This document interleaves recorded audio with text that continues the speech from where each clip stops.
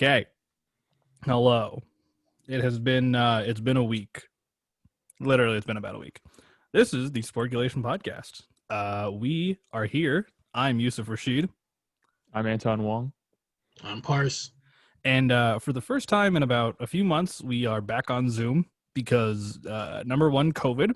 Number two, it's getting cold. And both. Yeah. So, we yeah. we like for the past couple months or weeks been doing it outside of in Yusuf's backyard, but it's getting a bit chilly, so just doing Yeah. it this way. We live in Canada and it gets cold here very quickly. So, Yeah. here we are. But it could be worse. We could not be doing the show at all. But we are. Yeah. So here are the things we're talking about today. If anything, we're talking about. So of course the NBA finals finished up. We did a whole episode in regards to the bubbles and all that. But now we are under the potential assumption that the NBA season will be starting back up on Christmas Day of this year for the 2020-2021 season. Before that, I have That's a lot of 20s. That's a lot of 20s, yeah. 2020, 2021. Before that, I have some questions to ask. Question number 1 and 2 and 3, actually maybe 2, regards, of course, our reigning NBA champions, not the Toronto Raptors, the LA Lakers. First question being my computer, just there we go. And this is, I think, the question that everyone's asking right now is because it's free agency period. Will we see the future of the Lakers be run by Kobe, or not Kobe, rest in peace, Kobe, by LeBron and Anthony Davis? Because Anthony Davis is a free agent right now and has not re-signed to the Lakers yet. But will Parse, he you be go part of the first. future going forward? So I'll answer the first part about that. Well, they just won the championship, so it's fair to say that the NBA has to take a real hard look at the Lakers. You really got to know that that's the team you're trying to beat, especially here in the Western Conference. I think every team knows that that's the benchmark right now. Used to be Golden State Warriors, now it's the Lakers because pretty tough to stop two All NBA players, especially who are in arguably the top 5 players in the NBA altogether. Now, in terms of the second part of the question, if AD's going to resign, we have no doubts in our heads that he's going to resign with LeBron. He's already said publicly he wants to play with LeBron. I think the game he's playing right now is just to be patient, enjoy the time that he has won, because he just won about a week and a half back. So there's no rush in trying to sign and trying to do all that kind of stuff. I think the whole organization as a whole, the Lakers and himself, want to just enjoy what just happened. You are an NBA champion now, Anthony Davis, from Chicago. You were the highest. You did average the most points per game on the squad, 27.7 points per game. And so there's no signing, no rush in that. Going back to the first part of the question, we have to also look at the remarkable things that happened with the Lakers. They had some big off-season signing. They traded away a lot of their future to get this guy, Anthony Davis. And then towards the deadline, picking up key role players like Markieff Morris and J.R. Smith and Deion Waiters to help with that playoff run, who at times did do their jobs. I mean, we're not going to, obviously miss out on the fact that J.R. Smith only played 10 minutes in that playoffs, and he's the first person with a shirt off. What? But they did their job. They got the ring, and they are the team to beat. Yeah. It's I feel like the Lakers have this good moment in time after winning the championship ring, and I feel like it's hard to stop momentum. And I have very little doubt in my mind that Anthony Davis is just trying to get a little bit more money out of the situation, just saying hey, I got us a chip, so maybe you can get me a little more money here in my contract. That'd be nice. That'd be real nice. And I think that this is going to go on for another 2-3 years. They're going to be strong championship contenders. So it's like it's gonna be them, and probably you're gonna see like Miami also still in the conversation. Like definitely, you've been seeing people saying like, oh, if Bam and Goran uh, were okay, then would have been different. People are saying, it's what ifs, but it's cool. It's a fun conversation. It's a fun conversation. Yep. So, Yep. but that, yeah, I think that Lakers have made their comeback. So, yeah, Yusuf. A conversation, nonetheless. But yeah, we're gonna see LA in the conversation for a while. And with that, I think of something when I think of this LA Lakers team, is that this was a team that was, of course, superstar dominant with AD and LeBron, and underneath them with all the sort of misfit players that they have. And don't get me wrong here. I'm not trying to say that, Markieff Morris, Dwight Howard, J.R. Smith. I'm not trying to say that these guys are misfits like they're useless. No, I say they're misfits because these were guys that were once in their prime, once good players that were overlooked by the teams they were on and sort of thrown away because teams thought they had no use for them anymore. Now, LA picked them all up. By LA, I mean LeBron. Picked them all up and created this like almost juggernaut, like dynamo, so to speak. And the one thing I realized watching this LA team, besides watching Anthony Davis and LeBron just score everything and destroy everything in their path, was this was a team that was truly a defensive heavy team, even for LeBron, putting up good defensive numbers in rebounds and blocks. So obviously, with the NHL, just quickly sidebarring here, well, you'll see why. But with the NHL, we saw very defense heavy teams make their way through the Stanley Cup playoffs. And in the Final Four, we saw Dallas and the Islanders in their respective conferences make it that far, who offensively, maybe not the strongest. Defensively, unreal. And now we're probably going to be seeing a change in, I guess, the meta, you would call it, in the NHL moving forward, where you're going to have more teams that are going to rely on a very defense heavy strategy, a trap heavy sort of style. Now, with the NBA, we've seen, of course, recently, we saw the superstar era in the 2000s. We saw the small ball era with the Golden State Warriors. Do you think moving forward, teams will switch to a more defense heavy style after seeing this Lakers team and seeing guys like Markieff Morris, seeing guys like Alex fucking Caruso, who I still can't believe is an NBA champion, that are defense heavy for that team in order for them to succeed? Do you think that we're going to see more teams doing that down the road, if not as close as next season? I mean, I think that whole niche of defense wins championships and things are still as much important. But to say what it really is that if you want to win a championship, you need superstar players. I think what happened in 2012 with Miami winning when they had Wade, Bosh, and LeBron on the same team, that three superstar heavy ideal is still very much important to win a championship these days in the NBA. And we can look at the Golden State Warriors in 2015, but to be honest, they got lucky because they didn't have to play Kyrie Irving. They didn't have to play against Kevin Love, who were all injured. And LeBron was able to still get 2 games out of them. If Kevin Love was healthy in that game, that series probably could have went to 7 because the fear would have set in.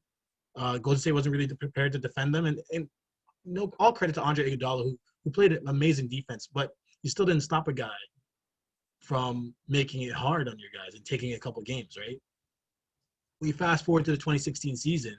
You have the same 3. You have Andre Iguodala, but you guys blow a 3-1 lead to Kevin Love, Kyrie Irving, LeBron James. One of the best championships, I think, of this 2020, 21st century, I guess, championships to ever watch, right? Excluding what we saw with the Raptors, just because coming back 3-1 from a dynasty team that went 73-9, it's hard to ignore. So, I don't think this whole defensive style thing is ever going to go away. I think guys like Markieff Morris and Alex Caruso, they just kind of fit with the niche. But the championship, and we can all agree, came from the fact that you have 2 really big superstars and role players who played their role. And when you look, you really see that when you look at the 2018 and 2019 Warriors when they added Kevin Durant. Now you have three superstars in Clay, Steph, and KD. Role players like Sean Livingston and Andre Iguodala. And just for argument's sake, because we all know who the real GOAT of NBA is, that boy shooting with 4 NBA Finals appearances, has like 4 different rings, 3 of them with the Warriors, 1 with a different team. You guys know who I'm talking about. He's on the Raptors right now. I'm not even gonna say his name. You guys figure it out. I already know who it is. So, well, it's not JaVale McGee, that's for sure. It's not JaVale McGee. The thing about that team where there were KD, Clay, and Steph, that's 3 superstar formula, role players playing their role, and they steamroll through everybody. And a lot of people argue that Raptors championship doesn't happen if KD's healthy. And you can take that with what you will. But the prime answer is if you want to win a championship in the NBA, you need 2-3 superstars. You need role players. So the Lakers had that entire formula. I don't think that's ever going to change. It's not really about the defense. That will come when people start to gel. I think you can learn a lot of that from the Clippers because the Clippers, like they've been saying all year, that's a defensive team. That's a team that, you can't score more than 90 on them. And then they get rolled in 3 games by the Nuggets. It's not just getting a whole bunch of defensive players.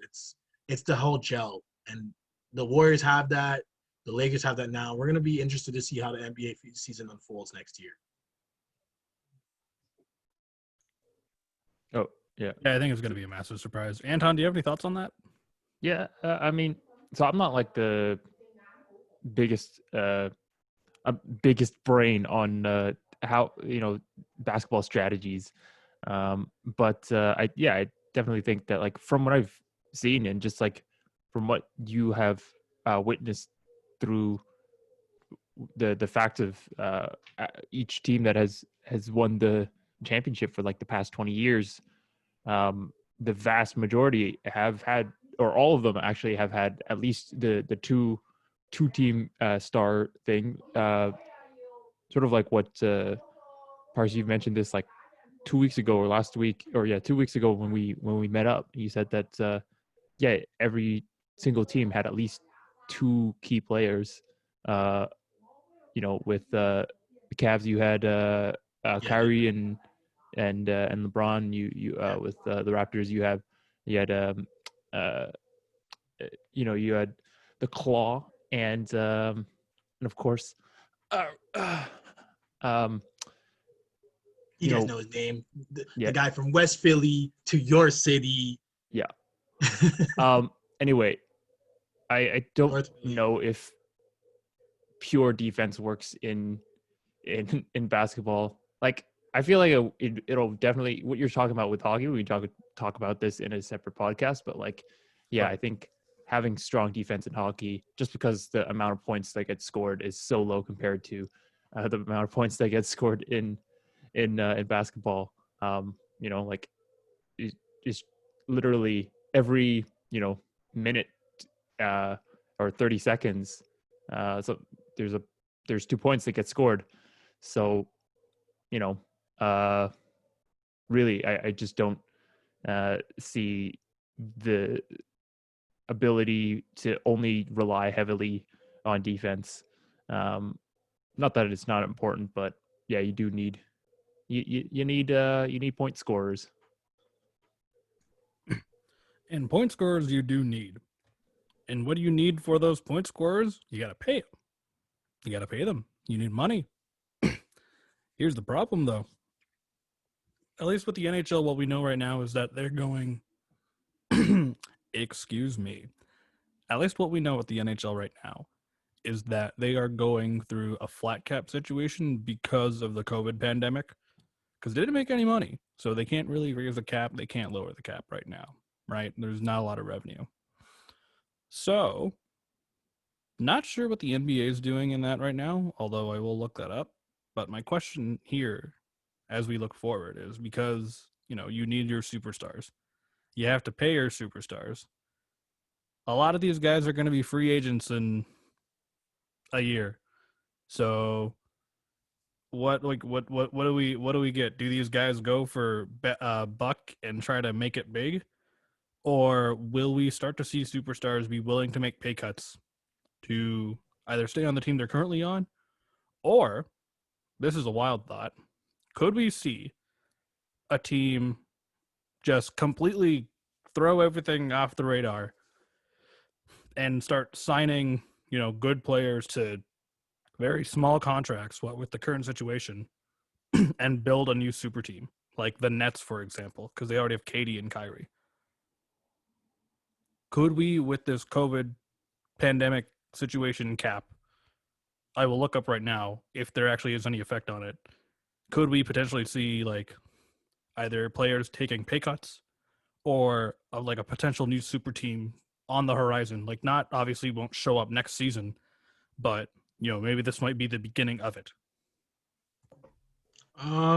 This is a very loaded question, so it's really tough to answer, to be honest with you, because we don't know what the players are capable of, and I guess this question is kind of geared towards teams like the Lakers, like the Clippers and things like that, teams where they need to sign a bunch of guys, but it's the pay is going to be kind of secluded. And the reason why I say those two teams in particular is because those two teams have been vocal about getting other guys. There has been talks about Chris Paul wanting to come play with LeBron. There's been talks of Kawhi saying that he would like a strong point guard to come to the Clippers to help them get over that hump.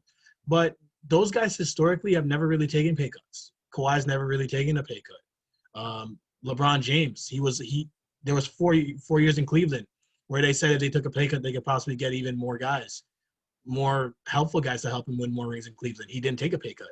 He left and went to the Lakers. So I don't see, based on the past, how they are going to do the pay cut stuff. But I can say right now that it's going to be hard to make that decision. I think it's too early to answer that kind of question right now.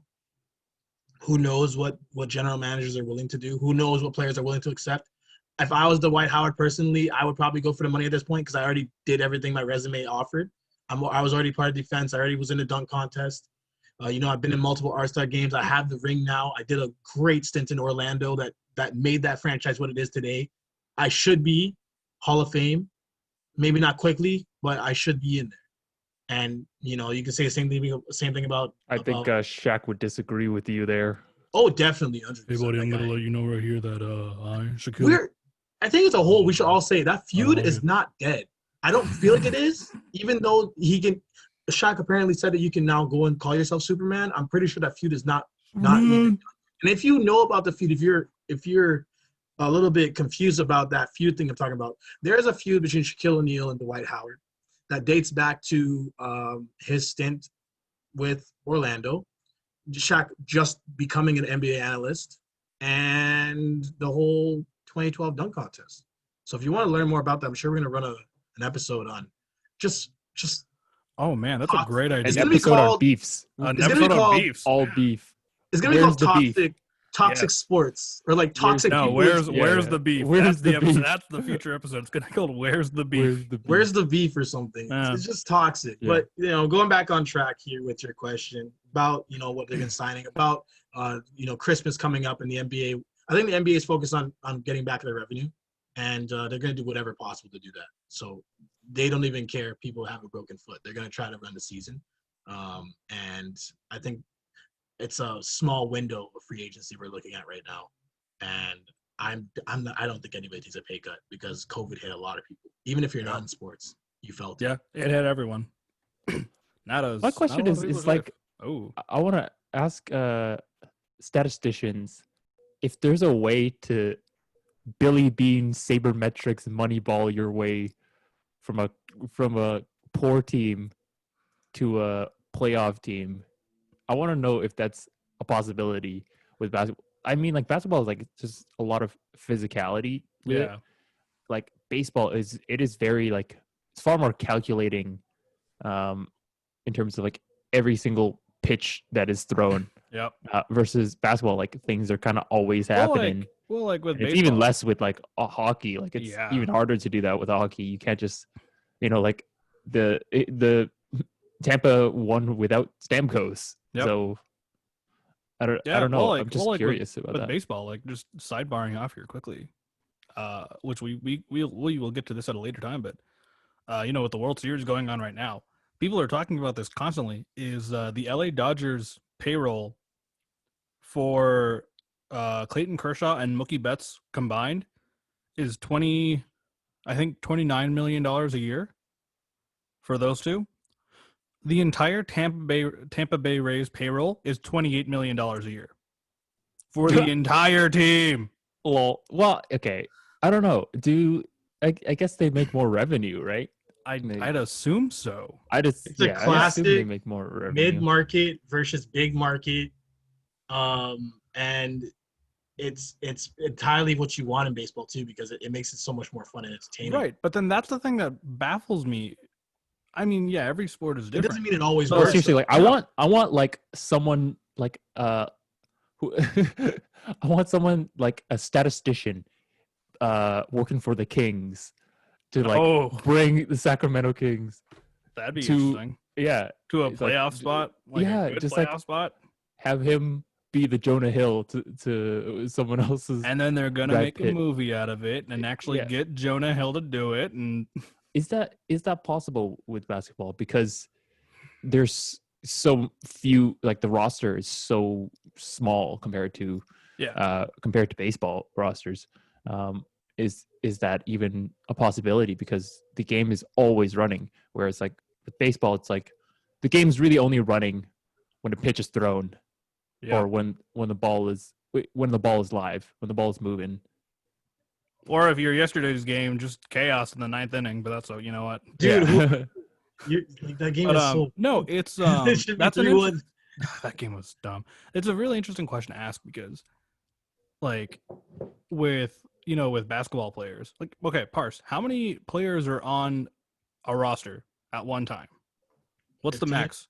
15? Okay, so you have 15 guys there. Hockey, And then baseball, like they travel with like 40 guys, right? Yeah, they travel with 40 people. Maybe less, maybe more. Sometimes it depends on the roster size. Hockey travels with, I think it's max 25 people, 23 people. But and the thing is, like, obviously, like every sport is physically different in their own way.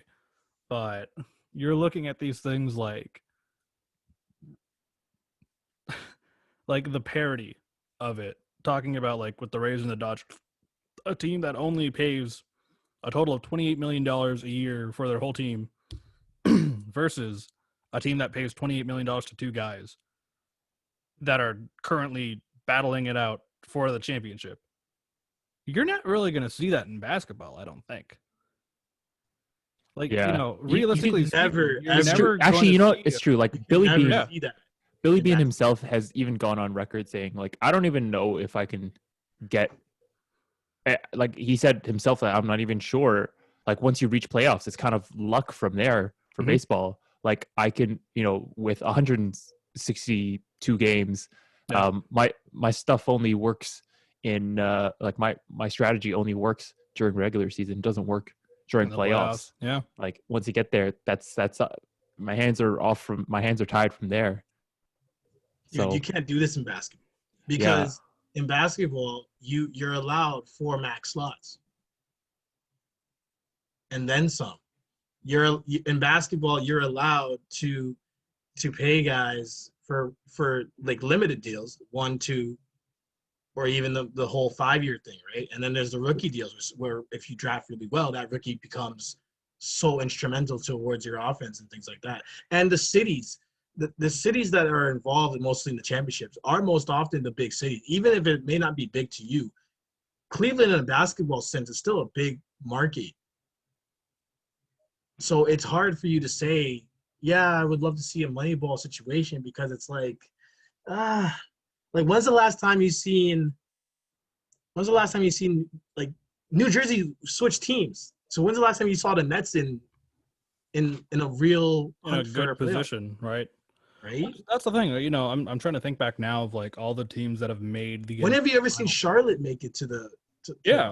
Like that's a mid-market team. You look back at. Well, I mean, okay. Well, the Jazz has had some luck, right? The Jazz have had some luck. And they also they signed. I mean, Gobert I think is on the max, or Gobert's so. Near the max, and they signed. And when Donovan got off of his rookie, like he started making a lot more, or he might be up for his deal now. I have to do some research on that one, but I'm checking while we talk. those things, Gobert's 4 years, 102. What's the Mike Conley's on the max for Utah? Mike Conley's on the map. Wow. Mike Conley's on the max. So how are they supposed to improve towards Moneyball? But if they keep paying people, I swear the NBA is one of the only sports out there that allows you to just make 30 million for like a season, and justify. I mean, baseball's in its own category. Baseball. Yeah, baseball is ridiculous numbers. Baseball as a whole, even though like their revenue is hockey doesn't even do this, right? Like, yeah. Well, hockey doesn't make as much. Yeah, he makes it. He'll probably near there on the endorsements, but on his own, just salary from the team, not even making near that. Unless your name's John Tavares or Connor McDavid, not really. And they also got hard cap too. So they do have hard cap. And they don't have the luxury tax system. Yeah, right? Yeah, literally no cap. Yeah, no cap. What cap? But there's a cap. Yeah. But But yeah, so I'm thinking back to like the teams that have made the NBA Finals over the last 10 years. Let's say 10 years from like 2010 to now. So you've had, let's see, you've had the Lakers, the Warriors, Cavs, the Heat, Spurs, the Mavericks. But the thing about the Spurs, the Raptors. Well, here's what I'm getting to. Raptors is I shared it around. Here's what I'm getting to. On almost all of those squads, you can at least name the big 2 or 3 players that they pay a ton of money to, with the exception of maybe the Dallas Mavericks and Toronto. Because Dallas, name another star other than Dirk.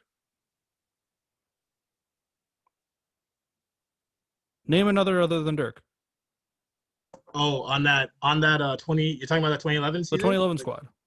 Yeah, Jason Terry, Jay Barea, Jason Kidd was on the team. Jason Kidd, yeah, but we're talking about like, these are not scrubs. We're not saying that. No, I know they're not scrubs. I love Moneyball players, but like these are guys who, well, you could say like half that team was past his prime.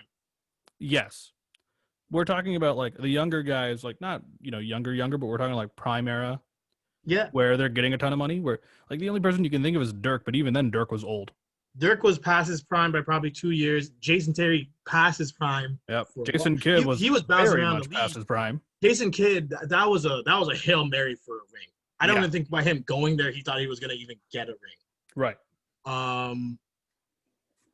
There's a ton of people on that team. Tyson Chandler got a ring out there. Oh my god, yeah. Chicago. And then he got hopped over his sons. Got that I think it was a short year deal with the Dallas Mavericks, because I think he made the move a couple years later to go to New York, where he almost had some success. Crazy. It's crazy. Yeah. But then you look at every other team, you know that these teams have paid like big big money for these players, right? Because that's just how the game works. You're not going to see a team that has a small like. Sorry, I just Steelers won. Of course. Did they win? Did they beat Tennessee? Damn, clean record right there.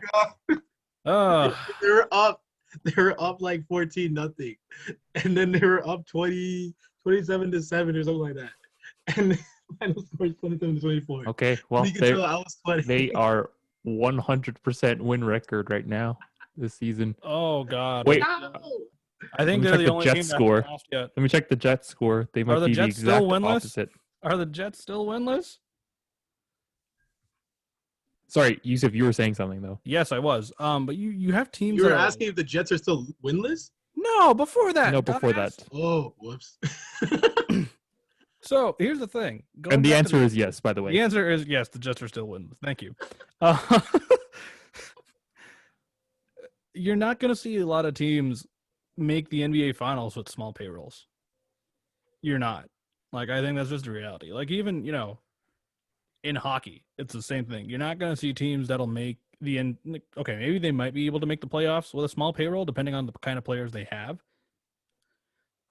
But then you look at, the players with the big payrolls, the guys that have no salary cap space left heading into the offseason, that are just sitting there like, yep, we are spending all our money on these guys, and we will not do anything except either win or fail miserably.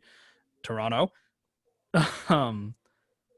Yeah, but they're like the perfect example of of like, yeah, you can spend a lot of money on some stars, And the project just but isn't yeah, working. but it just doesn't work. No. And then you lose to like an actual mid-market team, Mhm. uh, even possibly considered small market team, Columbus, a Yeah. defensive team. We're like, and that's that's the wild thing is I'm gonna quickly get Oh, Caps don't even get friendly. me started on the Wild. Oh, Oh man, the Minnesota.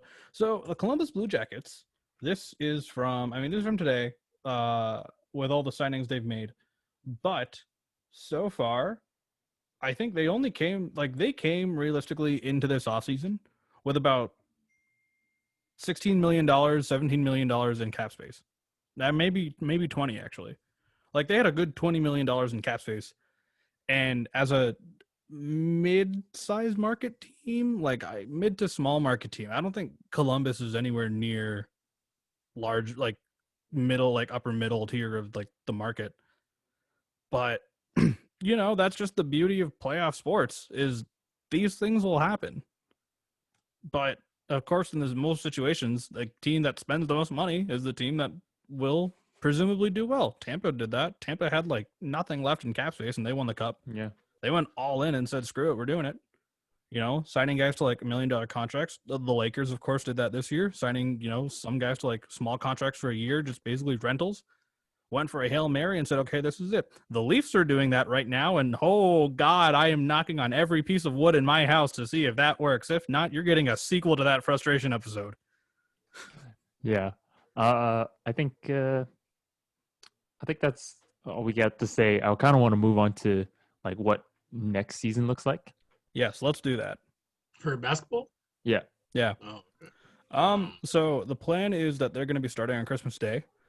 I don't know how it's going to work yet. I don't think anyone does because we have a problem being Canada. I And think they said that they might play at the KFC Yum Center. I heard some reports that they might Yeah, play so in Okay. I mean, a Kentucky. friend of Okay. mine confirmed that Hmm. too. They said they're going to be playing in Kentucky. So if you're a Toronto fan, you're not watching any games live unless you. No. Yeah. Well, I mean, Sportsnet's going to be airing them, I think, hopefully. Trying Then to. again, you're in COVID. You should stay home. Yeah. Not Yeah, you Florida. just do that too. Just stay home. Yeah. That's Florida. Oh man, we just got to do a whole episode about the year of Florida. Florida. The year of Florida. Florida. Tampa, both Tampa and Miami are doing kind of well right now for the NFL. I was Or, really yeah. hoping that Miami curse was real, bro. That Miami Marlins Bro, curse. the Marlins curse. Such a nice thing to know. It's like, yeah, if we ever make it to the postseason, we're gonna win. So we just gotta make it to the postseason. Yeah. And they rolled But my cup. But going back to the NBA season stuff. I don't know. So next season the plan is what? 71 games? They're going to shorten it obviously. They're not doing 72 right? games. 72. Okay. So I mean, Possibly starting Christmas. This works. Oh yeah. Right. Into the Adam Silver plan, because remember the players are all vocal saying that the season is way too grueling, way too long, especially Kawhi Leonard. So 72 games is like being agreed upon, and it kind of works well to see if it makes any sense. I know for the longest time the Leafs have been running with 82 games. I've loved 82 games. Feels great. Feels awesome to know every 2 days, 3 days is going to be a game. I think it'd suck if we ever went down towards 72, but it probably wouldn't take away from the excitement of it. But that's what they want to do, and I think the season is going to be exciting. It's going to be fantastic. Yeah. We're lucky, really lucky, to get a season this year. Yeah. And I think we're going to continue that success going forward. So, your bets and long shots, I mean, Lakers, you can't really bet against them. They're going to do, I'm not saying they're going to run through the regular season and beat every single team, but, they're probably going to have a really positive record. Unless there's a big trade, probably win the West again. In the East, though, there's going to be some craziness because, again, we don't know where Giannis is going.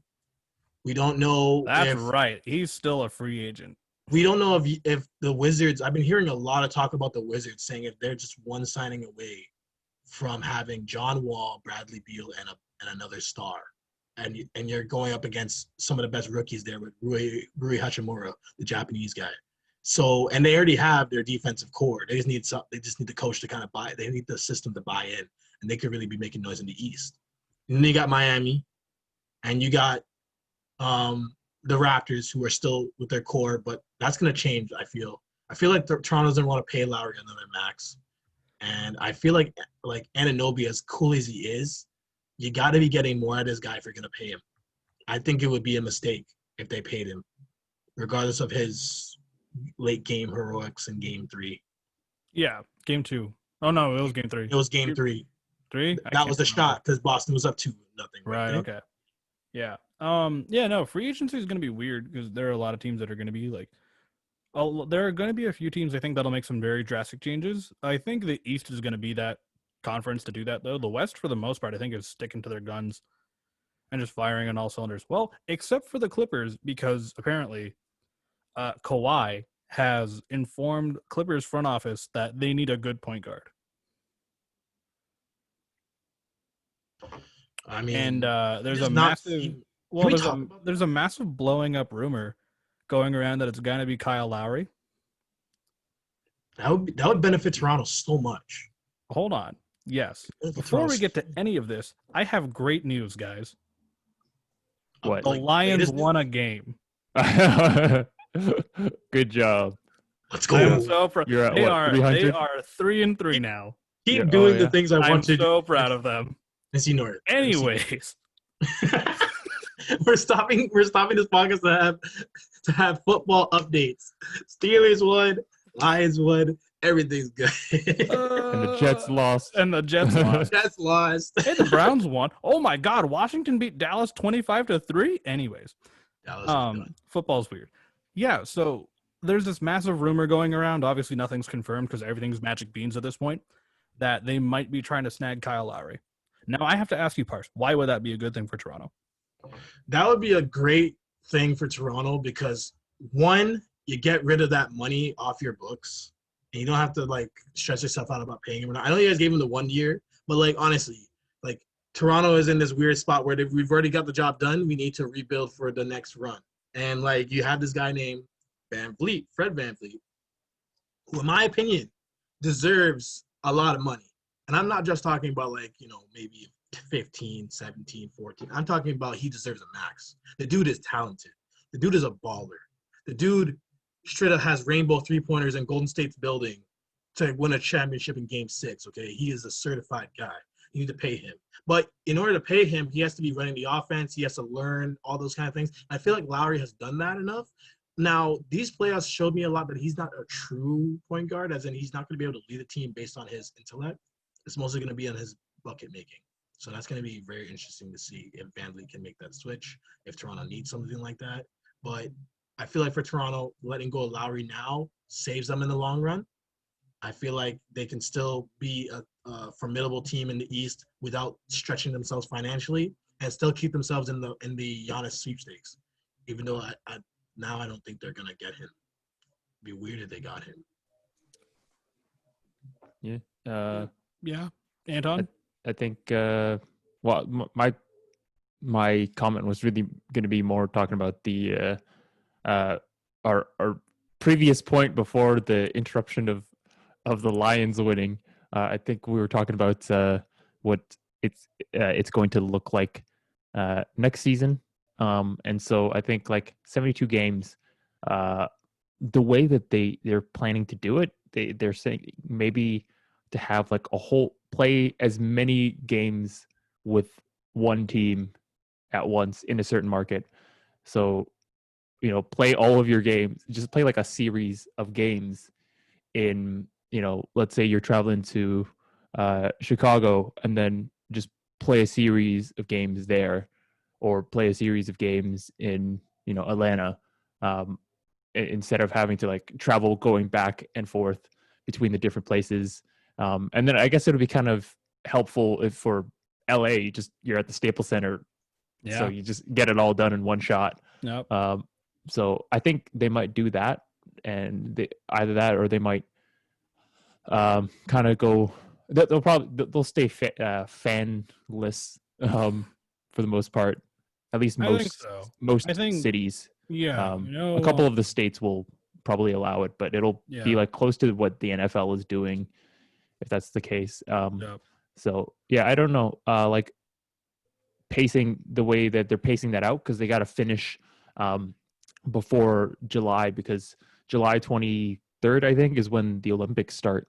the Summer Olympics. That's right. So they got to prepare for that. Like the same people who have the broadcast rights, they got to make sure Yeah. that, and then also got to allow the team, Whoever's on players the to U.S. rest. national team. Yeah, they got to allow Yeah. them time to rest up a little bit and get ready for. Yeah, because normally between the Olympics and the NBA finals, because the finals are always done by like late June, Yeah. and the Olympics are Right. 2 months later.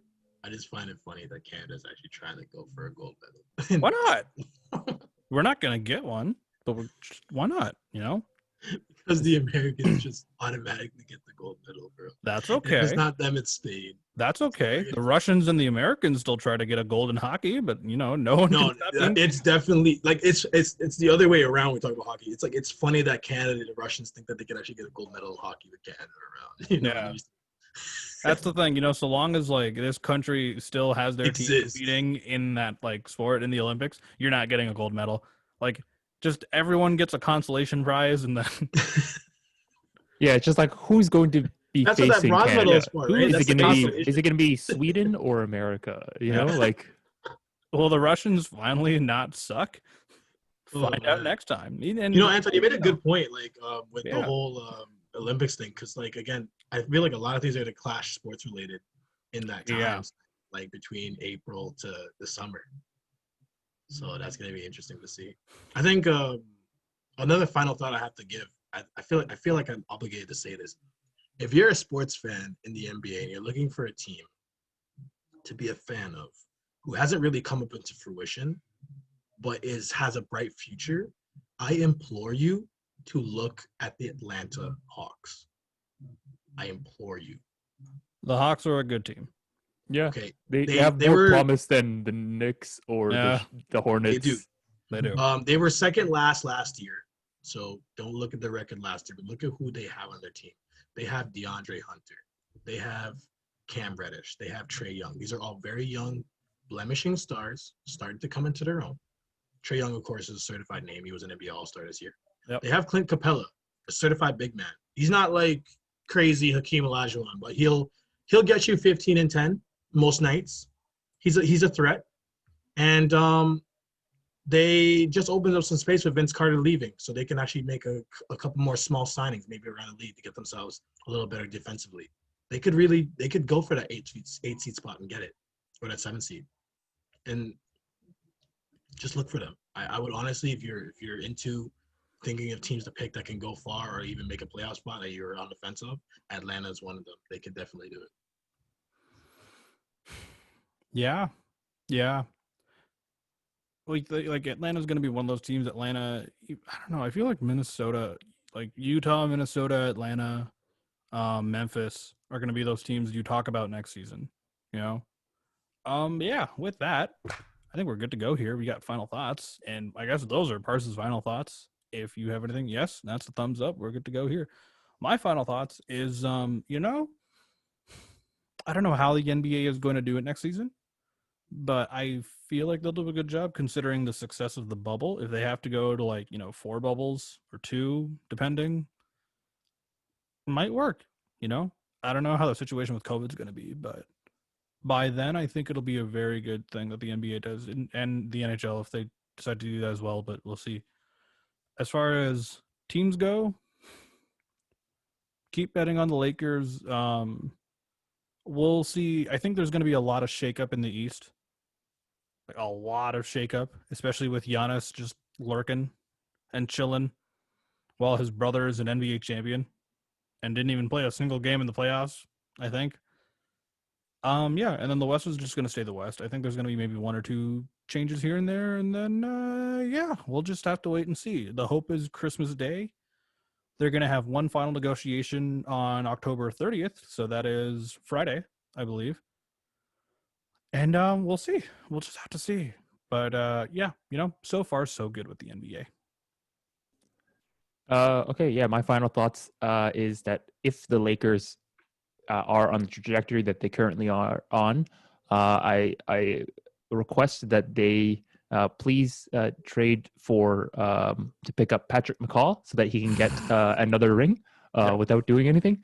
Good enough. No, but yeah, I think it's going to be interesting for next season because that 72 game season, is it actually going to be 72 games? And then what's the agreement with the Players Association going to look like? And then also, like, as we know, COVID changes things so quickly. So, like in an instant, like there could be a breakout, and then they would have to just outright cancel games because they have that deadline of the Olympics. They can't just keep postponing things. So they might have to cancel games. And are they going to do that play-in type of deal for the playoffs?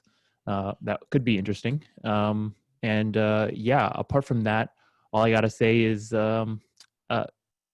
Sacramento Kings versus the New York Knicks next year. That's what I'm calling it. I'm calling it there. Championship. Game 7. It's gonna go to the Kings. People can dream. Actually, you know what? The Kings and the Hornets. Let's go. Okay. Oh, Michael Jordan gets his 7th ring now. Yeah. He was on the roster. Dude, Michael Jordan, if the Hornets won a championship, Michael Jordan's the first one raising that trophy.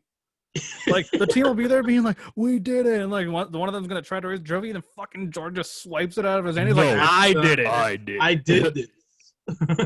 And then, like, late game interview, it's like, they asked the team, well, how did you feel about Michael Jordan just swooping in? And they're like, well, we didn't expect that.